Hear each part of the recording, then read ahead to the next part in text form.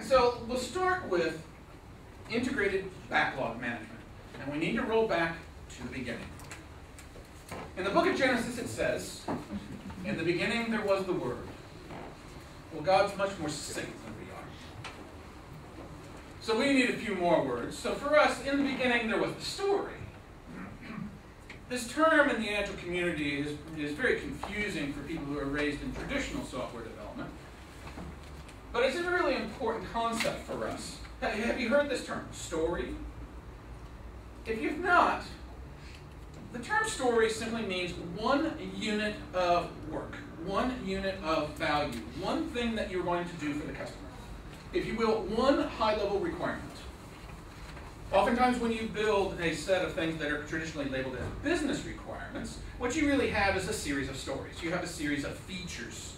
And I want to explore this notion of story. It is the most fundamental unit of scope, the fundamental unit of work, the fundamental unit of planning in the Agile world. And so one of the first distinctions that I want to offer you as a fundamental insight that makes it very different from traditional development is, in the Agile world, we very carefully differentiate between scope and requirements. The buzz out there says, well, Agile, we don't do requirements. Well, that's actually kind of silly. We actually do. We just do them in a different way. But what we actually do that people are really concerned about is they think when we say that we don't do requirements, we don't do scope. And that's not true. We are fanatical about scope. Story, all right, usually represented in the form of what's called a story card. The story card has a title, has a very structured sentence here that has a number of clauses, and each clause is intended to try to give you an insight into what that thing is really all about, including its business context, its action context, constraints. And then on the back of the card, as you turn it over, as a matter of fact, I happened to notice this morning that they have some blank story cards here. This is one of the things that we start Agile planning with, is this notion of story cards and writing up individual stories. Each one of these stories is a unit of value to the customer. This is a unit of work, something we're actually going to do. And what we're actually fanatical about is defining these independently. But this is a unit of scope.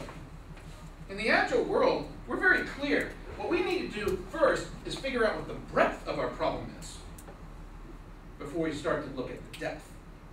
We want to figure out just exactly how many different features am I going to deliver to you, what do you demand in order to satisfy your need, and then later I will come in and say, okay, now what does it take to satisfy that one? What does it take to satisfy the second one?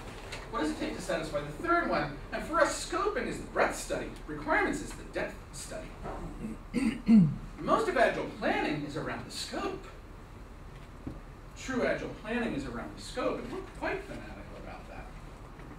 So I want to offer you that as the next little nugget, is that a story is not a unit of requirements. A story is a unit of scoping.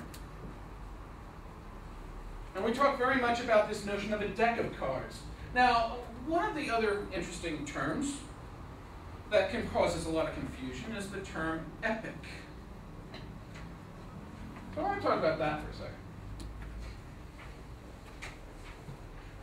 I beg your pardon, but summer allergy season seems to have seamlessly gone right into fall allergy season. And since I travel so much, I never get used to the allergens any one place. And I always have sniffles.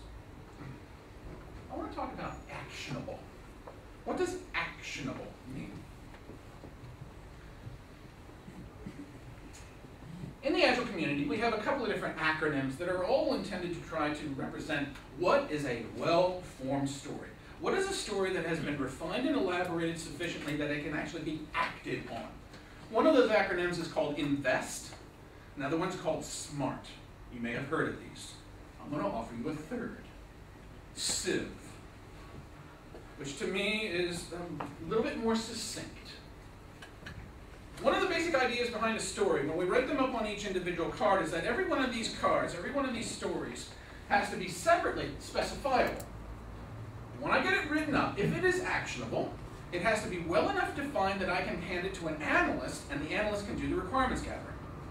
And to define what does it mean to satisfy that need for the customer. It has to be implementable. I need to be able to take the same card with the requirements, hand it to a developer, and they can actually build it.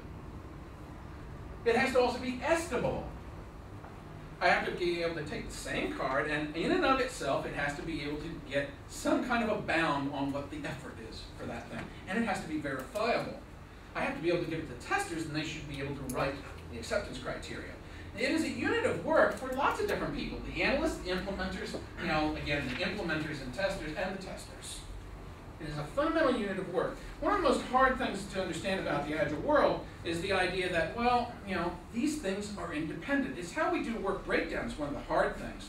This metaphor that we use of story cards is actually a very subtle one and tries to emphasize the fact that each one of these is independent.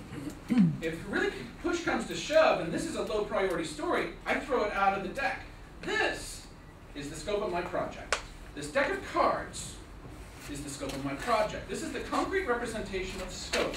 And if I discover that I've got a new requirement that has just come in, I write up the card and I add it to the deck. If I want to prioritize, I sort it so that the highest priority things are at the top of the deck. And I shuffle things around. This metaphor of a deck of cards as a planning device is very, very subtle and very important to us. But to be actionable, that's an important term. Because very often we get things that are quite fuzzy. Our original statements of need from our customers are quite fuzzy things. And before we can actually pass them on to the analyst or to the developer or to the testers, they have to be made more concrete. They have to be made actionable. And I believe this is where the term epic comes in, but people misunderstand it. Again, if you've never heard this term epic, don't worry about it. What I really want to emphasize is this notion of fuzzy and concrete.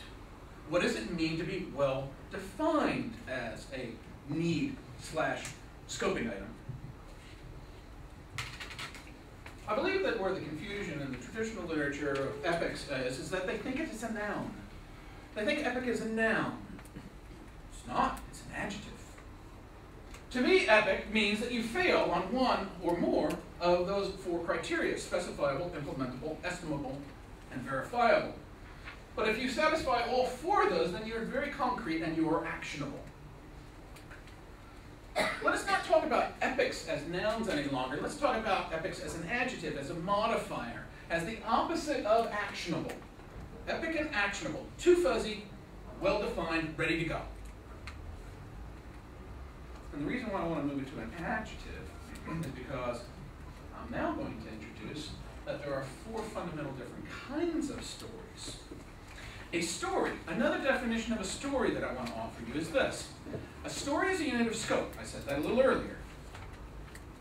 A story is an item in a backlog. It is an item of scope. It is an item of tracking. It is an item of accountability. When I write up a story card, then I'm committing that when I accept that story card into my backlog, I'm committing that I'm going to satisfy you. But I can satisfy you at a number of different levels. If I'm going to talk to the business and I want to talk to a product manager, one of the things that they want to talk about is their business goals.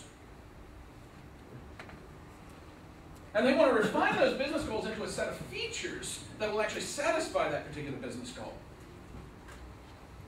Now, as I pass that on towards the developers have to take these features and refine it down into a set of functions, which are specific, concrete things that the solution has to do. Operational things, mechanical things that the system has to actually offer as functions. Functions and features are not the same thing. We oftentimes hyphenate them. In our language, we talk about feature functions. But they're really not the same thing. Goals are a unit of strategy. Features are a unit of business value. Value to a user, value to a customer.